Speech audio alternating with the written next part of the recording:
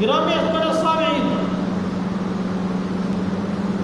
ذرا توجہ کرنا، صبر کا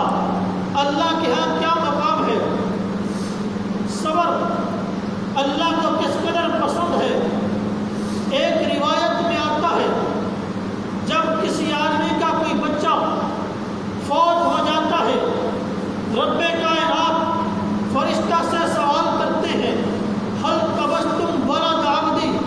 اے میرے فرشتے، تو نے میرے بندے سے اس کے بچے کو چھین لیا ہے؟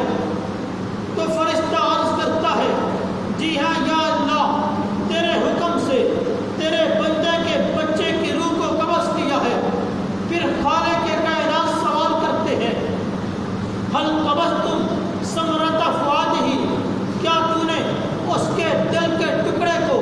اس سے چھین لیا ہے؟ فرشتہ عرض کرتا ہے، جی ہاں یا اللہ، تیرے حکم سے یہ سب کچھ کیا ہے۔ اللہ رب العزت پھر سوال کرتے ہیں، میرے فرشتے مجھے بتا تو صحیح، جب تو نے میرے بندے کے بچے کے روح کو قبض کیا، ماذا قال عبدی، میرا بندہ کیا کہہ رہا تھا، میرا بندہ کس حال میں تھا؟ وہ فرشتہ عرض کرتا ہے، حمیدک واسترجع، کہ یا اللہ، میں نے اس کے بچے کی روح کو قبض کیا ہے، اس پر مصیبت آئی ہے، لیکن اس کے باوجود وہ تیری حمد و ثنا بیان کر رہا تھا، وہ انا للہ